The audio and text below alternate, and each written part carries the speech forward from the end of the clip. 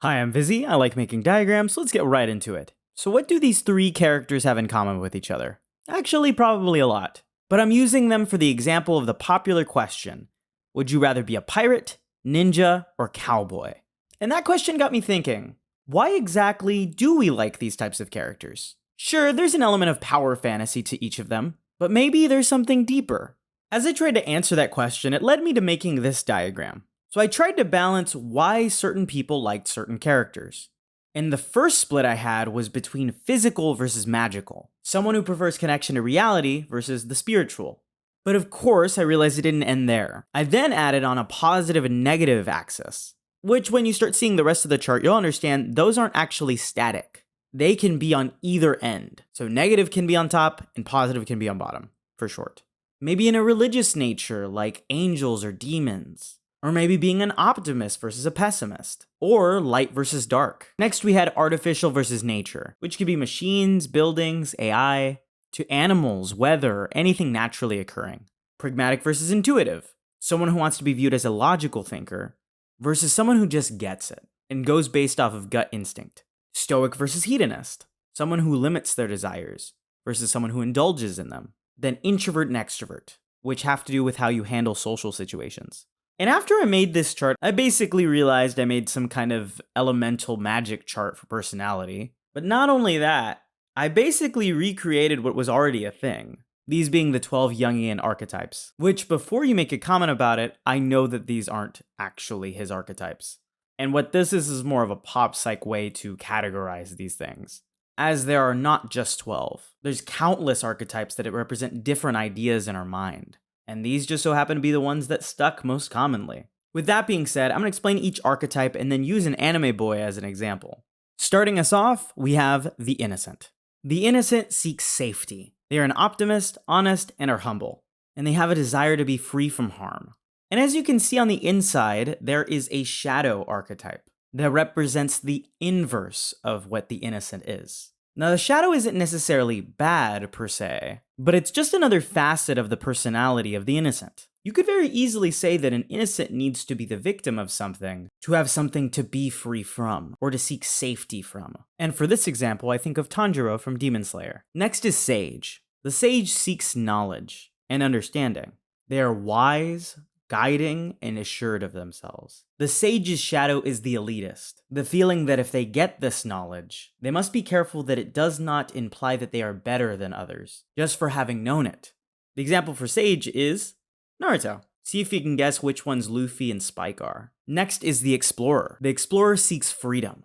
The explorer is fearless, daring, and true to themselves. They are ambitious and don't want to be caged in. The explorer's shadow is the raider. Someone who values freedom for themselves, but not for the people around them. The hypocrisy of being free while not letting others free is exactly what the explorer doesn't want. The explorer is Luffy. I've also tweaked this diagram just a little bit because that's what I do here. So these three are all in the category of the soul. Each of the soul categories is seeking something. The innocent seeks safety. The sage seeks knowledge. The explorer seeks freedom. And to seek is their purpose. Next, we have the outlaw.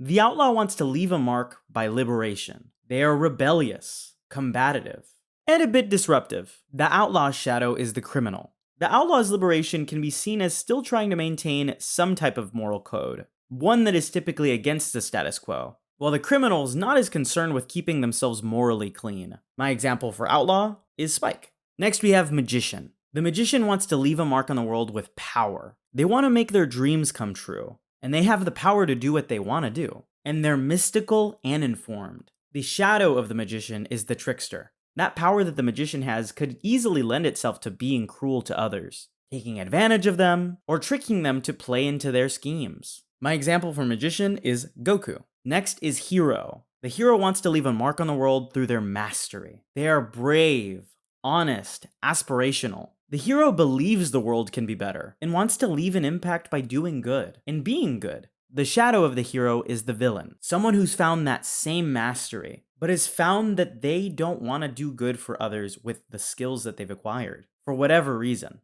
And the hero can struggle with that feeling of maybe the villain is right to some extent. My example for hero is Deku.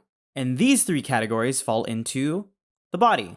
Any archetype in this category wants to leave a mark on the world. Next is the lover. The lover wants to connect with others using intimacy. They can be sensual, empathetic, and seek to be in a relationship with someone. Their shadow is the seducer, which can be those feelings of wanting to have someone and then moving on to the next person. If you've successfully been intimate with them, why not move on? And instead of cultivating that relationship, they seek not to hold on to it. My example for the lover is Tamaki Suo. Next is the jester.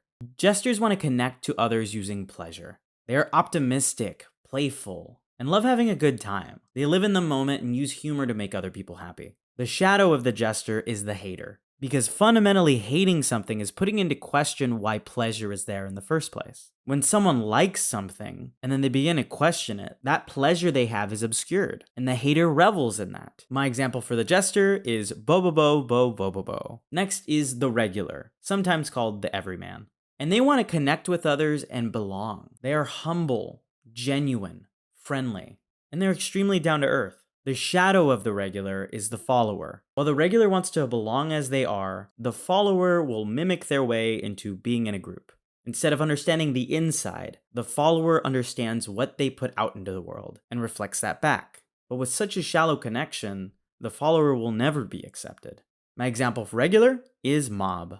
And you may have guessed, but these three all belong in the heart category, where they all seek connection through various means. Next, we have the caregiver. Caregiver wants to provide structure through service. They are kind, caring, reassuring, and want to protect others even if it means putting their needs before their own. The shadow of the caregiver is the slave. While the caregiver is giving unconditionally, the slave is completely conditional. They have no choice but to help. Their service is not an act of appreciation. It's a requirement.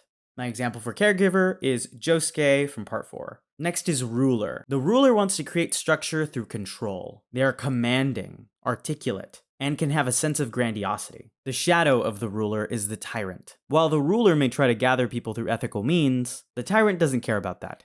They seek absolute control, as their vision of the future is the only thing they'll allow to happen. And any deviation from that seems like a loss of control to them, which ultimately is where their power lies. My example for ruler is Aaron Yeager. Lastly, the artist. The artist wants to create structure with innovation. They're daring, inspirational, and imaginative. If you're thinking of a creative type, that's an artist, regardless of discipline. An artist's shadow is the destroyer. While an artist seeks to innovate, a destroyer demolishes everything before them. But just like any of these, the artist wouldn't be who they are without the destroyer. Their shadow is just as necessary for their identity as the light.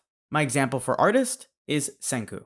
And for these last three, they are in the mind category, where they want to create structure, each through their own means. So what do you think about the 12 Jungian archetypes? Like I said at the beginning, I know that these aren't the only ones, but can you think of any examples that fit these categories? Or if you had to place yourself, where would you be?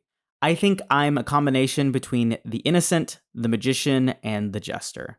I'm excited to hear what you have to say. And if you enjoyed the video, leave a like and subscribe. As always, thanks for watching.